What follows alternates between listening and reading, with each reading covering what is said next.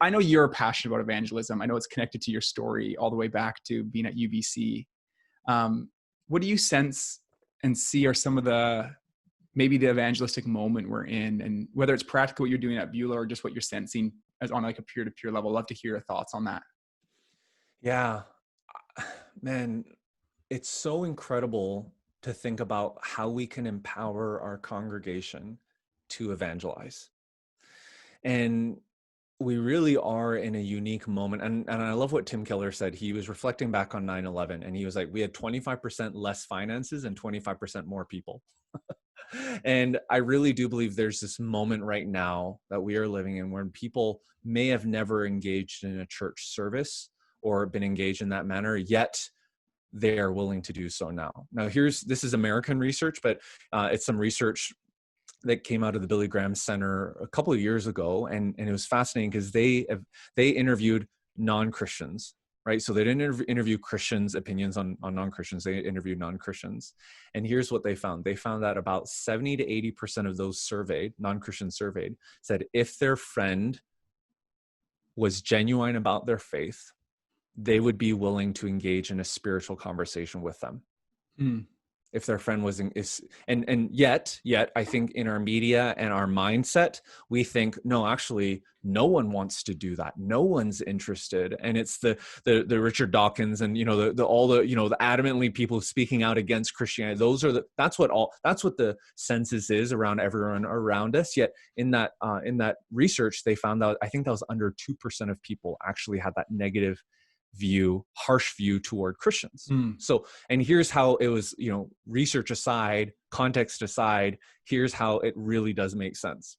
Let's say you had a neighbor that just moved in, right? And you were connecting with them and they were from India and they didn't care anything about hockey. All they loved was cricket, right? And they just love cricket because they just moved from India. And you guys developed a friendship and you're connecting and you're sharing meals and it really was a friendship that was developed. And the Canucks or the Oilers or whoever made it to the Stanley Cup finals or the playoffs. And you were so excited about it. And you were talking to your friend and you were talking to them about hockey and they literally couldn't care like even a little bit about hockey because they love cricket. Because of your friendship, wouldn't they actually be willing to engage in a conversation with you about hockey? Wouldn't they actually ask questions about it and be willing to watch a game with you if you were that passionate about it and if you guys were actually friends? Now, if you talked about hockey every single time you met together and you didn't talk about anything else, who would want to be your friend anyway?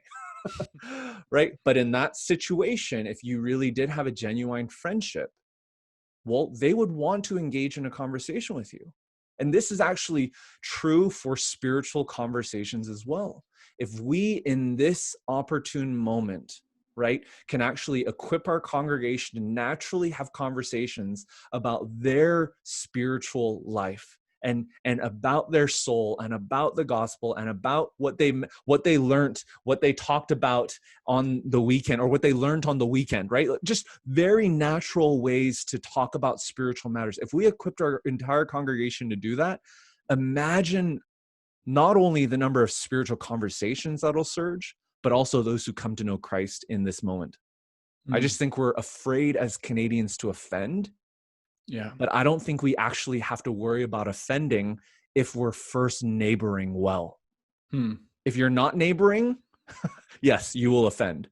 But if you are neighboring well, then I don't think we have to be afraid of that because people are going to want to have those conversations. Wow. Wouldn't that be amazing if the church was famous for neighboring well in this season? Even like I beat myself up for not hitting my evangelism bar sometimes, but I just love what you're saying. Like, man, if we made the bar neighboring well, how that would set the stage for the rest. I just love that. Yeah. Appreciate that so much. I know that comes from a place of integrity for you. And thanks for sharing that. I really, really appreciate that. Yeah. And then we got to throw our objectives away, our timeline away, because sometimes neighboring takes a long time. right? Yeah. So there is that sense of, and that's why I love what Dave and John Ferguson talk about, their bless framework from Community Christian. Begin Mm, with prayer, listen, eat, serve, and story. That's a paradigm that we have that we really leverage at Beulah to normalize evangelism and to normalize neighboring, to make that an mm, easy thing to do. So if we're all living in that manner, begin with prayer, listen, eat, serve, and story, then we can trust the Holy Spirit in those times to give us the words to say and to prepare their hearts as well. So there's that daily intentionality toward neighboring.